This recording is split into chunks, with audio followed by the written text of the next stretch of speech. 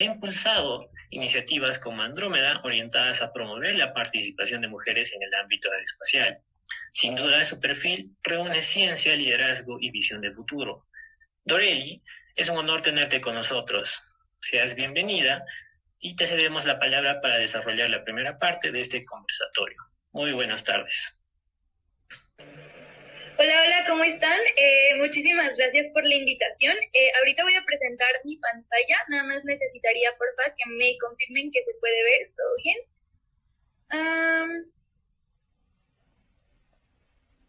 Ahí está. Denme un segundo.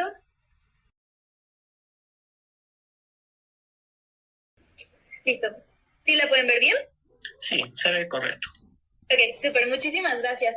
Pues hola, ¿cómo están? De verdad que es un gusto para mí estar aquí con ustedes platicando un ratito de esto que yo creo que nos apasiona muchísimo a todas y a todos, que es la medicina espacial. Antes de comenzar, a mí me gustaría preguntarles, porque bueno, hablar de medicina, hablar de cambios fisiológicos, hablar de cuerpos en el espacio, es hablar de un montón de temas un poquito técnicos y un poquito pues complicados de entender si nuestro background no es en medicina, ¿no? Entonces me gustaría preguntarles cuál es su background. ¿Están en ingeniería, en medicina, son estudiantes, docentes? Me gustaría preguntarles si me pudieran poner en los comentarios. Estaría perfecto para saber un poquito cuáles son los temas que de pronto vamos a tener que explicar un poquito más o aquellos que podemos obviar también un poquito más. Los estoy leyendo. Estudiante de medicina. Ok, perfecto. Medicina. Ok, tenemos varios de medicina. Súper, eso me encanta. Perfecto. Entonces vamos a comenzar, ¿vale? Los cambios fisiológicos que le ocurren al cuerpo humano son muchísimos y yo creo que tardaría unas 3, 4 horas intentando hablar de un sistema solamente. Entonces vamos a hablar de las generalidades y vamos a hablar de algunos temas que muchas veces no se tocan cuando hablamos de medicina espacial. Primero que nada, a mí me gustaría empezar preguntándoles, ¿a quiénes creen que hemos mandado al espacio y bajo qué modelo de cuerpo? Porque ahora, podemos hablar de cómo son los cambios que se dan en nuestro cuerpo cuando nos sometemos a situaciones o a condiciones como la microgravedad. Pero déjenme decirles que los cambios que ocurren no son iguales entre una corporalidad y otra. Entonces vamos a hablar un poquito de esto. Total de personas. Al espacio hemos mandado cerca de 600 personas, incluyendo vuelos suborbitales y orbitales, con más de 550 en órbita terrestre. Ok, tengamos eso en mente. De esas 600 personas que hemos mandado al espacio, mujeres han sido alrededor de 80. Y hombres, pues la gran mayoría, ¿no? Ahora, hablemos de dónde son esas personas. Estados Unidos y Rusia, que son los líderes históricos que han pues innovado vaya en exploración espacial tripulada. También China y de otras nacionalidades, pues claro que han viajado, han volado personas gracias a NASA, Roscosmos, incluyendo pues a la ISA, ¿no? Pero si se fijan, la mayoría de personas no son latinoamericanas, la mayoría de personas no son mujeres. Estamos hablando de que la gran mayoría de personas que van al espacio son hombres europeos. Y esto claro que tiene que ver. Pero antes de meterme a ese tema, vamos a platicar un poquito de la medicina aeroespacial. ¿Cómo nace? ¿Qué es? Ahora sí que a grandes rasgos, porque creo que si estamos en medicina y estamos aquí, pues más o menos ya conocemos un poquito, pero también para dar un poquito de contexto, ¿no? La medicina aeroespacial básicamente va a ser la ciencia que nos permite existir fuera de la Tierra, ¿ok? Y aquí yo les dejo dos definiciones, la que dice el libro y la que digo yo. Primero, la rama de la medicina que estudia los efectos del entorno aeronáutico y espacial en el cuerpo humano. Eso es lo que dice el libro. Y lo que digo yo es cómo mantener con vida, saludables y funcionales a las personas en lugares donde el cuerpo no fue diseñado para existir. Nuestro cuerpo es una realidad, funciona bajo ciertos modelos, funciona de cierta manera muy específica. Pero ¿qué pasa? Cuando nos sometemos a microgravedad, van a haber áreas de nuestro cuerpo que van a cambiar totalmente.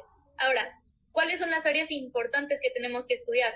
Por supuesto, la microgravedad, que es el tema que vamos a hablar, pero no solamente eso, sino también la radiación ionizante, la hipobaria, el aislamiento prolongado, las reentradas atmosféricas, que en sí son todo un tema, los ritmos circadianos alterados y pues todo lo que es el equipamiento biomédico, ¿no? Por eso ya no es tanto, ya no nos toca tanto a los médicos, sino que ya los toca a los ingenieros biomédicos. Pero entonces vamos a hablar de una intersección entre la fisiología, entre la biología extrema, la ingeniería, la salud mental, que es fundamental, también lo vamos a tocar, la radiobiología, la genética y por supuesto el apoyo vital. Ahora, a grandes rasgos, yo aquí les dejo una imagen que me encanta para pues, señalar esto, sobre qué le pasa al cuerpo cuando le quitan la gravedad. Ya sabemos que no es que te quiten la gravedad, pero ustedes saben, ¿no? Para empezar, la sangre se sube a la cabeza. Quiero que imaginemos que estamos acostados, no sé si alguna vez lo han hecho, que se acuestan en la cama con la cabeza para abajo. Ahora imagínense estar con esa situación, pero 24/7. La cara se hincha, las piernas se afinan, llega un momento donde se siente esta sensación, vaya, de mareos, entre muchas otras cosas, lo que me lleva al siguiente punto, mareos y desorientación. Además, el oído interno se va a confundir y va a ser muy complicado que los astronautas o los científicos identifiquen entre arriba y abajo. Por supuesto que los músculos se debilitan, yo creo que eso es algo pues evidente. En la Tierra la gravedad trabaja contigo, pero en el espacio tu cuerpo se vuelve flojo, yo lo pongo así, porque no hace el esfuerzo. Además de que los huesos se vuelven bastante frágiles. Es decir, cada mes allá arriba pierdes la misma densidad ósea que una persona adulta pierde en un año aquí en la Tierra. Y aquí quiero que veamos esta imagen, le voy a hacer un poquito de zoom. Ahí está. Quiero que veamos esta imagen, este diagrama, en cómo cambia nuestro cuerpo dependiendo. Esto es en la Tierra, ya sabemos anatomía, que aquí está un poquito rara, ya sabemos que la anatomía corporal no es así, pero es como para que tengan un poquito la idea, ¿no? Ahora, esto sería el estadio inicial en el espacio. Quiero que vean y analicemos cuáles son los cambios. Vemos cómo la parte superior, todo lo que es tronco, extremidades superiores, van a sufrir cambios importantes, ¿ok? Luego, postadaptación a la microgravedad. Una de las cosas de las que más me encanta hablar, además de la neuroplasticidad, que también lo vamos a tocar, es de la adaptación a la microgravedad.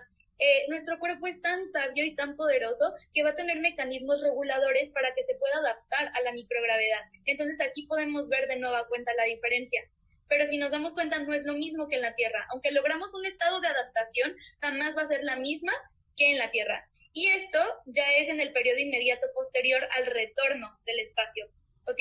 Entonces este es un pequeño diagramita más o menos para ejemplificar a grandes rasgos, pues básicamente los cambios, vaya.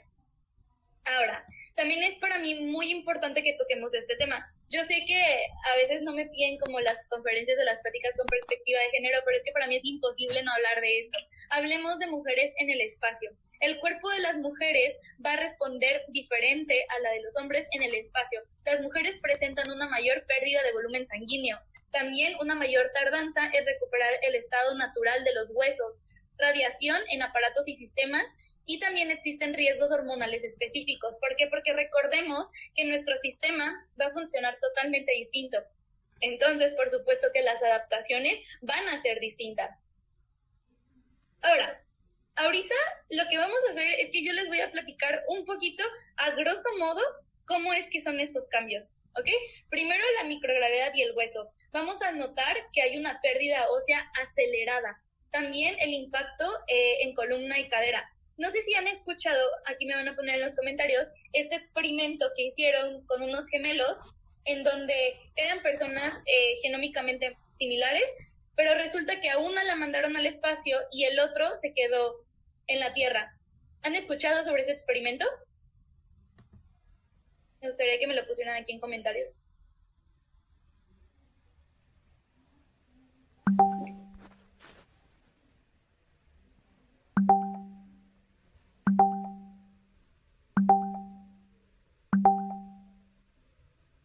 ¿Ok?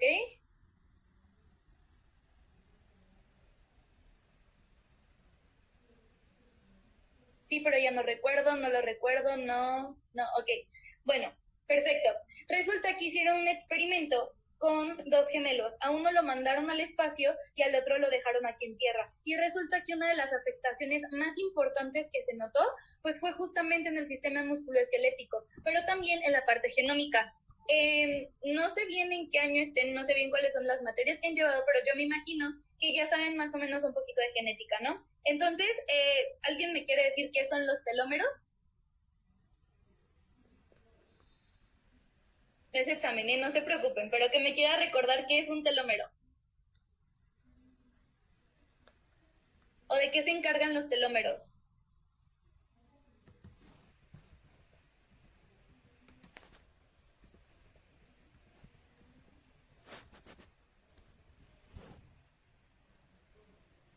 Yo creo que no nos acordamos o no lo hemos visto. Evita el envejecimiento celular, las secuencias terminales en los cromosomas. Muy bien, muchísimas gracias, Gabriela, muchas gracias, Fabián. Justamente, los telómeros van a estar en los extremos de los cromosomas y básicamente son estas estructuras protectoras que evitan que, por así decirlo, se acorte. Entonces, ¿qué va a pasar? Justamente los telómeros son los que evitan el envejecimiento celular. Pero ¿qué va a pasar y qué es de lo que nos dimos cuenta con este experimento que les mencioné de los gemelos? Los telómeros se alargaron. Entonces, cuando los telómeros se alargan, lo que va a pasar es que esta parte del cromosoma se va a volver mucho más frágil. Por lo tanto, va a haber un mayor envejecimiento celular. Entonces, justamente es esto de lo que nos dimos cuenta con este experimento. Y también algo muy importante de mencionar es que en los viajes espaciales que se realizan, por ejemplo, a la ISS, no necesariamente vuelos largos o vuelos espaciales tripulados de larga duración, sino que son un poquito más cortos, también se puede observar la secuencia de los telómeros, ¿ok? Entonces, ¿cuál es el problema? Que no sé si han visto esta imagen que se volvió súper viral de esta mujer astronauta que estaba en la ISS cuando se quedaron más tiempo por un error, que luego platicamos de eso también si les interesa, pero que se quedaron por más tiempo y veíamos como en la foto premisión se veía de cierta forma, pero en una fotografía postmisión podíamos observar el evidente envejecimiento y justamente esto pasa gracias a los telómeros y al funcionamiento de nuestros telómeros, ¿ok? Pero igual, ahorita lo mencionamos. Esto es básicamente en músculo esquelético, ¿va? Ahora, nuestro sistema cardiovascular. El sistema cardiovascular es también uno de los sistemas que mayores afectaciones vamos a ver. Primero están los cambios hemodinámicos, por supuesto. Menor volumen plasmático. ¿Alguien se imagina por qué hay un menor volumen plasmático? ¿Qué es el plasma?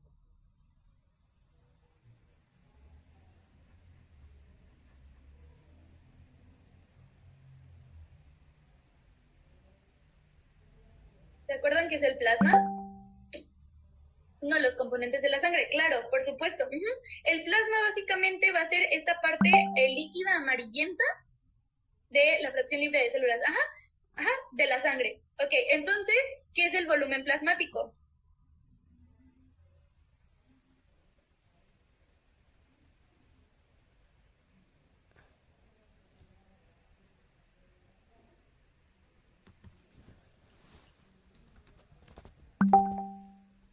Volumen total de sangre sin componente celular.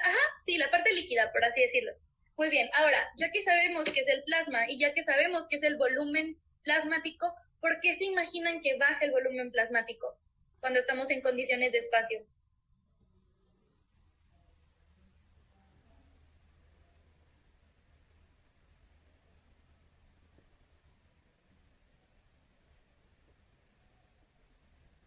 Está muy sencilla la respuesta y tampoco hay que indagar mucho.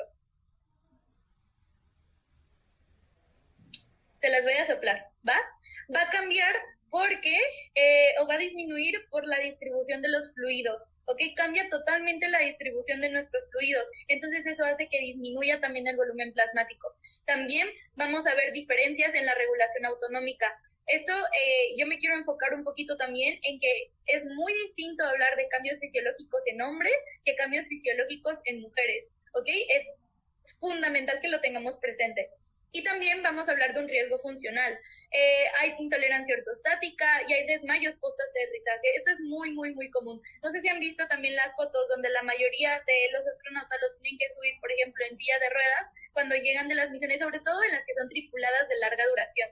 En esas, generalmente los tienen que subir en sillas de ruedas, por ejemplo, porque es imposible que soporten todo, principalmente la parte musculoesquelética, pero también tiene mucho que ver con toda la parte ortostática, ¿no? Y toda la parte de la regulación autonómica, perdón. Entonces, es fundamental que tomemos en cuenta que el sistema cardiovascular es uno de los principales afectados. Y ahora hablemos de uno de mis favoritos, no mi favorito porque mi favorito es nervioso, pero uno de mis favoritos es inmunológico. ¿Qué pasa? La inmunidad es todo un tema. De por sí, la inmunidad en una persona que está en tierra es muy, muy, muy complejo. Y es todo un tema en el que no me quiero como meter mucho porque ya eso lo verán más adelante, supongo. Pero, ¿qué va a pasar a grandes rasgos con el sistema inmunológico? Aquí me metí un poquito más al tema femenino porque tiene mucha influencia la parte hormonal, ¿ok? Pero también va a haber una mayor reactividad inflamatoria en condiciones de espacio. Esto es tanto en hombres como en mujeres, ¿ok? Entonces, ¿qué pasa? Recordemos que la inflamación no es necesariamente mala. La inflamación es una respuesta de nuestro organismo cuando tenemos cierta actividad, ¿no? Entonces, lo único que va a pasar es que va a haber una mayor reactividad inflamatoria, pero recordemos, cuando hay inflamación de más, entonces eso sí es un problema. Y pues obviamente hay ciertos riesgos como la reactivación viral. Hay una inmunóloga, justamente, no recuerdo su nombre, se los debo, lo investigo y se los pongo aquí abajito, pero hay una inmunóloga que justamente está estudiando cómo hay ciertos virus que cuando están dormidos, por así decirlo, aquí en la Tierra, y son personas que son portadoras de esos virus y viajan al espacio, es muchísimo más probable que se reactiven esos virus. ¿Ok? Entonces es también muy peligroso y por eso los astronautas, las personas que van a viajar, necesitan hacerse ciertos estudios para determinar cómo está todo el tema de los virus, ¿ok? Y por supuesto la disfunción inmune posvuelo. Ahora, vamos a hablar del sistema neurovestibular. Este sí es bastante interesante. Para empezar, la adaptación sensorial. Vamos a tener una mayor incidencia de motion sickness, además de alteraciones del equilibrio, ¿ok? Y pues impacto operativo, yo creo que esto es evidente en cuando se realizan las misiones, cuando se realizan los viajes extravehiculares, se puede notar que hay muchísimo más riesgo y se puede notar que hay un riesgo elevado en todos nuestros sistemas, aparatos y sistemas, pero hay uno especial en el sistema neurovestibular, además de que también afecta, todo el tema de la misión, la seguridad de la misión.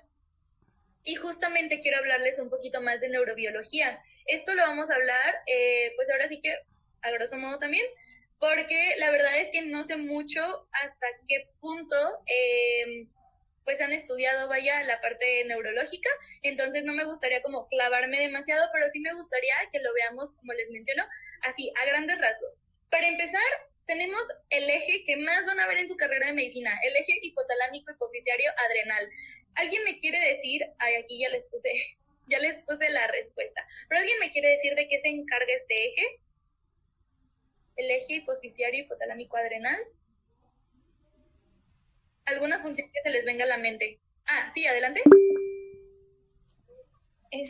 Bueno, yo no estudio medicina, pero por lo que pues he investigado, pues es el que se encarga de mantener como que estable cuando sucede alguna, no sé, como por ejemplo el estrés o algo así de que atraviesa el cuerpo, básicamente.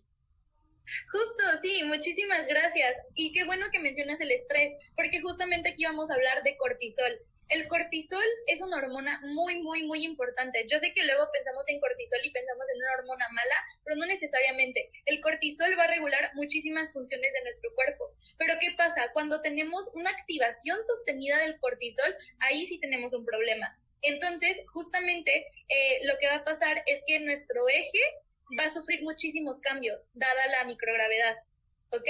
Y también por el aislamiento y el confinamiento, que esto ya es una parte un poquito más psiquiátrica, neurológica, pero también es importante mencionarlo, ¿ok? Entonces, el estrés crónico va a alterar nuestro hipotálamo y va a alterar nuestro eje hipotalámico hipofisiario adrenal, y lo que va a pasar es que se va a activar sostenidamente el cortisol, y esto va a tener impactos fundamentales. Primero, en la memoria.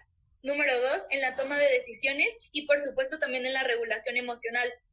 Ahora, van a haber alteraciones de nuestro ritmo circadiano. Recordemos que no es lo mismo el cómo nosotros percibimos, por ejemplo, el anochecer, el amanecer aquí en tierra, de una persona que ve un montón de atardeceres, un montón de amaneceres en la Estación Espacial Internacional. Entonces, esto impacta no solamente a nivel cognitivo, sino que también a nivel psicológico, ¿ok?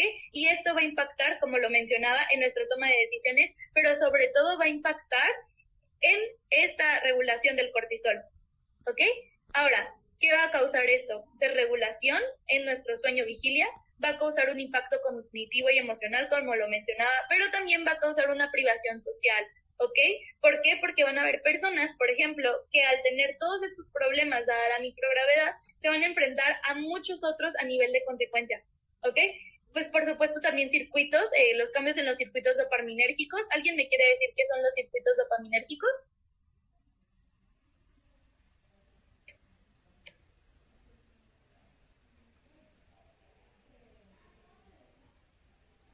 Está fácil. ¿A qué le suena?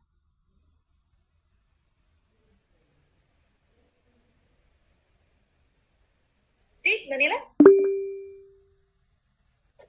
Circuito dopaminérgico, por lo que entiendo, pues sería como que la energía que lleva a sería como que la dopamina, algo así.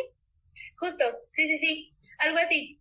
Los circuitos dopaminérgicos básicamente van a ser todas estas redes neuronales que se encargan de controlar la dopamina, ¿ok? Entonces, esto es fundamental porque la dopamina se va a encargar también de un montón de funciones en nuestro cuerpo, pero algunas de las más importantes, vaya, pues son la motivación, por ejemplo, el placer, entre muchas otras. Entonces, ¿qué pasa? Si se altera nuestro circuito dopaminérgico, lo que va a pasar es que vamos a tener muchos problemas, a nivel psicológico. ¿Ok? Entonces ese es uno de los mayores problemas a los que se enfrentan los astronautas. Depresión, irritabilidad, deterioro del juicio, entre muchas otras. Yo les voy a pedir por favor que hagamos un ejercicio. Yo no los estoy viendo, pero yo sé que ustedes lo van a hacer. Les voy a pedir que cierren sus ojos y primero quiero que se toquen la nariz. Ya se tocaron la nariz, ahora quiero que se toquen el codo, con los ojos cerrados. Ahora quiero que se toquen la rodilla. Tóquense la frente. Ya pueden abrir sus ojos. Eso que ustedes acaban de hacer se llama propiocepción y básicamente es una de las funciones pues de nuestro sistema nervioso, ¿no? La propiocepción es el reconocer tu cuerpo en el espacio. Básico. Todas las personas podemos hacer eso a menos que no tengamos alguna alteración. Pero, ¿qué va a pasar con los astronautas? Se va a ver alterado este sistema y lo único que va a pasar es que los astronautas, por ejemplo, no van a saber identificar en dónde están partes de su cuerpo. ¿Por qué? Porque se va a ver afectada la propiocepción. Entonces, por ejemplo, si tomamos nuestra mano y yo le digo a un astronauta, oye, tócate la nariz, muy probablemente termine tocándose el ojo, porque no va a saber identificar dónde está incluso su propio cuerpo en el espacio. ¿Ok? Eso también es un tema muy importante. Tenemos también evidencia en entornos análogos, en estaciones polares, en simulaciones de aislamiento prolongado, resultados en desempeño cognitivo y cohesión grupal, esto ya en análogos, ¿ok? Y esto justamente ya está comprobado, vaya. Ahora, hablemos de los ejes endocrinos y hablemos de esto que normalmente no se habla, la salud reproductiva. ¿Qué va a pasar con la salud sexual y reproductiva? Para empezar, no se estudia el ciclo menstrual, pero hay muchos cambios en el ciclo menstrual. Hay incluso mujeres que dejan de menstruar debido a la microgravedad y aún no se ha logrado identificar a grandes rasgos el por qué, porque normalmente no se estudia, ¿ok? Pero también vamos a estar en estados hipoestrogénicos, vamos a tener alteraciones metabólicas y normalmente, por ejemplo, la menstruación es un tabú. ¿Ok? La menstruación, nadie habla de menstruación, nadie habla de lo que pasa cuando están menstruando las mujeres.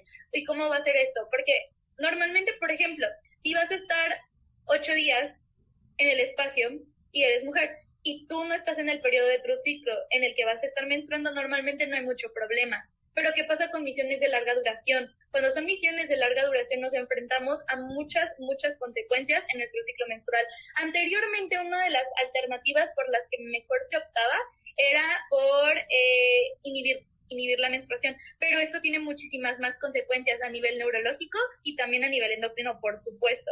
Entonces, pues es todo un tema, ¿no? Y lamentablemente no hay aún protocolos claros respecto a este tema. Y ahora vamos a hablar de la radiación. Como se los mencionaba hace ratito, hay muchísimos riesgos para el ADN y por supuesto también para los telómeros. Hay envejecimiento celular acelerado, como se los platicaba, pero también hay riesgos, hay muchos riesgos. Primero, cáncer, que dice este autor, no sé si ya les ha tocado leerlo, que básicamente la única forma de no contraer cáncer o la única forma de estar exento de la posibilidad de contraer cáncer es no haber nacido, porque el cáncer pues está en todos lados, ¿no? Y es muy sencillo que nuestras células pues desarrollen este cáncer, se vuelvan células cancerígenas, vaya. Entonces vamos a tener también cáncer hormonodependiente, vamos a tener en mujeres disfunción ovárica y por supuesto también hay riesgos genéticos, ¿ok? Pero esto también depende mucho de nuestro genoma.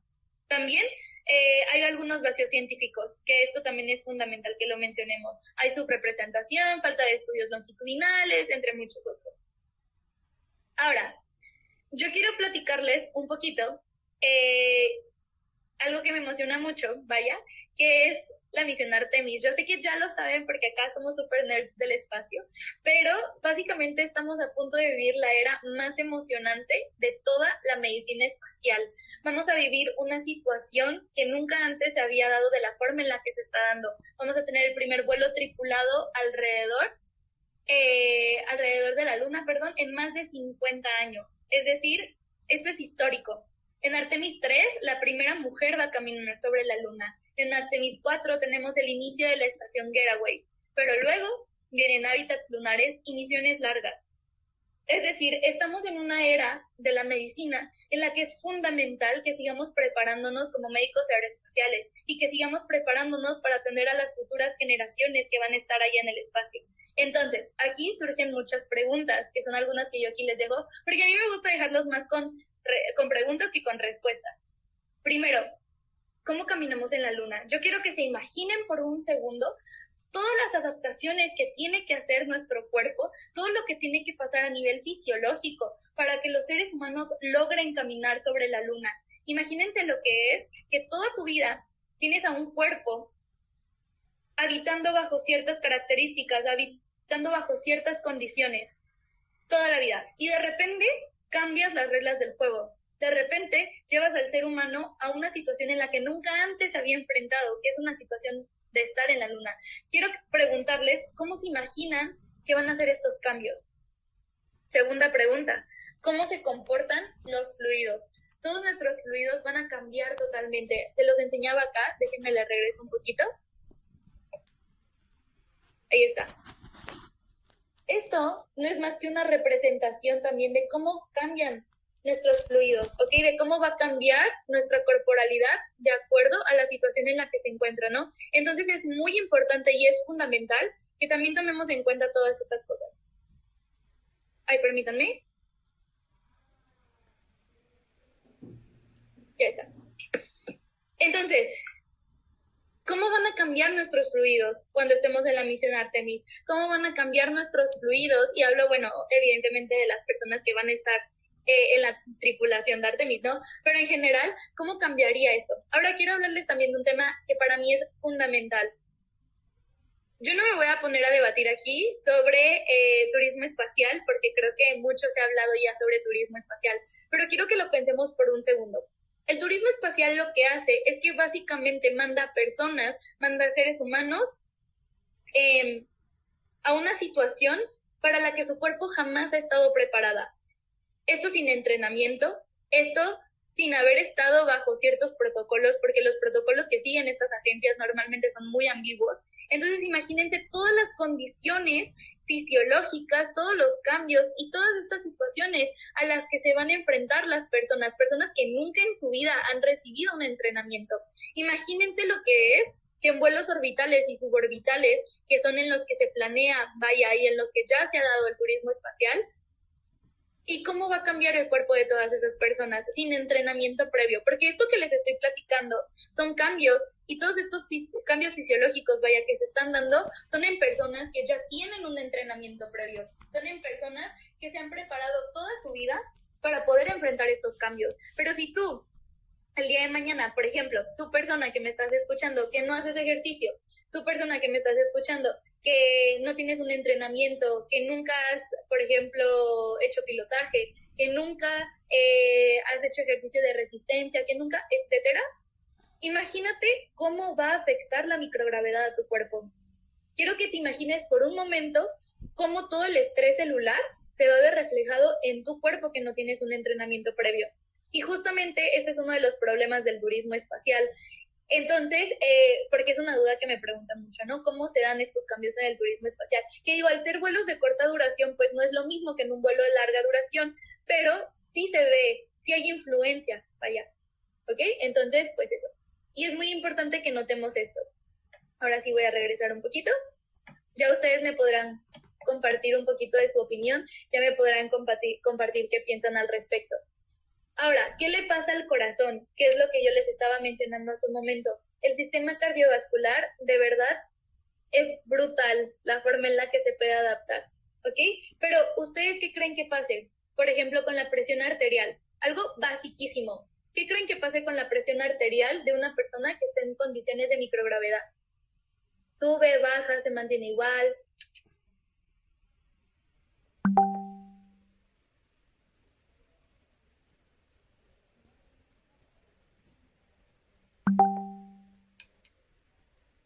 Disminuye, baja. ¿Por qué?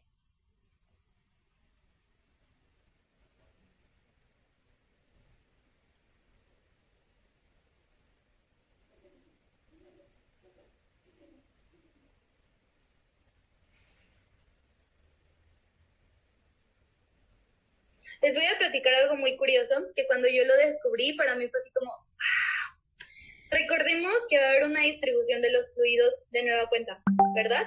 Recordemos, pienso que aumentaría porque está reduciendo la gravedad. Ok, recordemos para empezar que tenemos dos presiones. ¿Sí se acuerdan cuáles son las dos presiones? Sistólica y diastólica. ¿Ok? Recordemos toda la anatomía del corazón, recordemos sístole, diástole, todo eso, ¿verdad? Ahora, van a ver, tenemos nuestras dos presiones, la sistólica y la diastólica. Ahora, ¿qué va a pasar con esto? Cuando nuestros fluidos, se están redistribuyendo, también se va a redistribuir cómo se da la presión arterial. Y bueno, la sistólica puede mantenerse igual. Algo que pasa mucho es que la sistólica se mantiene, puede bajar un poquito, pero normalmente se mantiene. Pero ¿qué va a pasar? Va a haber una sobrecarga de la presión porque nuestro cuerpo va a intentar que siga funcionando y que siga fluyendo la sangre por nuestro cuerpo. Entonces, ¿qué pasa? Que también va a haber una sobrecarga, por lo tanto, también va a aumentar. ¿Ok? Entonces, esto es muy complejo de explicar, pero a grandes rasgos es eso. Va a aumentar porque, como les menciono, hay una sobrecarga al haber una redistribución. ¿Ok? No sé si tengan alguna duda con eso. Igual si vayan teniendo alguna duda me la pueden ir dejando y ya yo voy intentando resolvérselas, ¿va? Ahora, ¿cómo se duerme allá? ¿Alguien sabe cómo duermen los astronautas?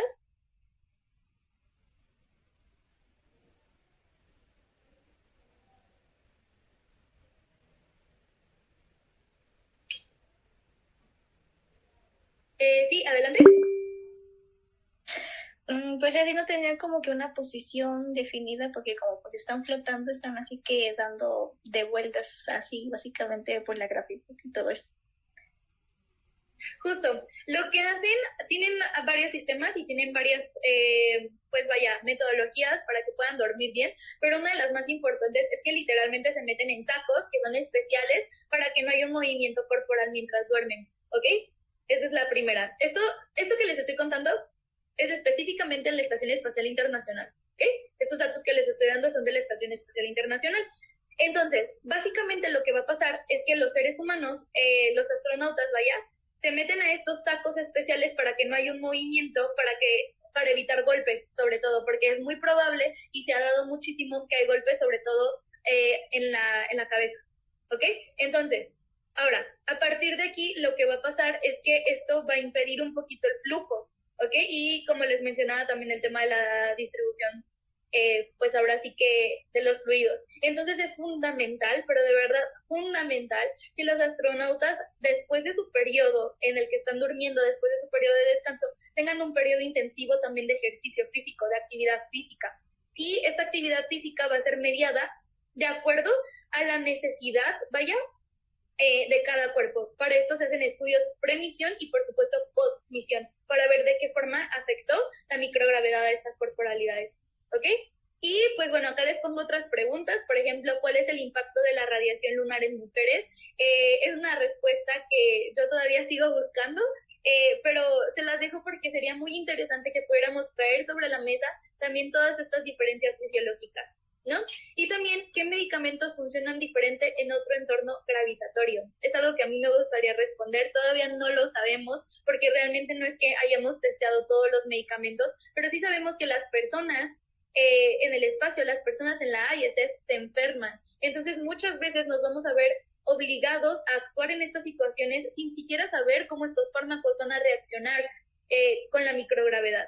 Vaya, entonces aquí sí toca literalmente improvisar. Y este es un tema también muy interesante porque muchas veces me preguntan, oye, ¿y qué fármaco le darías a una persona que está?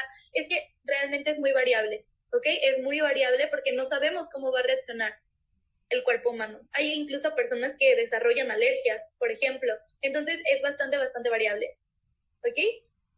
Y pues bueno, ya para terminar, yo aquí les dejo una frasecita que me encanta, una pequeña reflexión, porque me gusta, como les digo, que se vayan con una reflexión, que se vayan con algo interesante, con algo que les quede un poquito más allá de todo este tema técnico, que es, si queremos habitar Marte, y menciono Marte sobre todo por Artemis, y menciono Marte sobre todo porque muchas de las empresas, muchas de las agencias lo que están buscando es justamente que lleguemos a colonizar Marte, ¿no?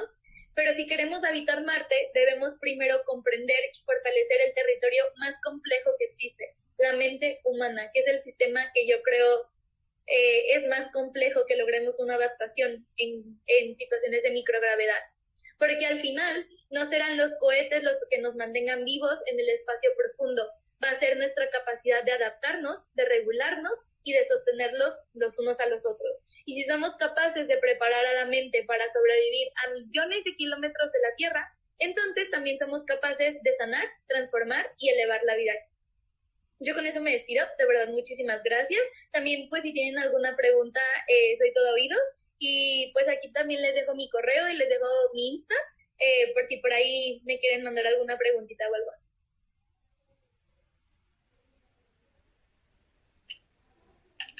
Muchas gracias, Doreli, por esa exposición tan clara, sólida y enriquecedora. Realmente ha sido una excelente manera de iniciar este conversatorio, porque nos has permitido más que todo comprender cómo la microgravedad no solo modifica funciones aisladas del organismo, sino que nos obliga a repensar integralmente cómo es que nuestro cuerpo se adapta a las condiciones terrestres que no son habituales para nosotros. Y también recalcar que es especialmente valioso el enfoque que estás aportando desde la perspectiva de la participación de mujeres en ciencia aeroespacial, porque esto es un recordatorio de que el desarrollo de este campo debe ser diverso, inclusivo y colaborativo. Entonces, invoco al público a realizar las preguntas de manera ordenada, si es que las tienen, o si no, pueden levantar la manito para que nuestra ponente pueda responderles de manera clara y concisa.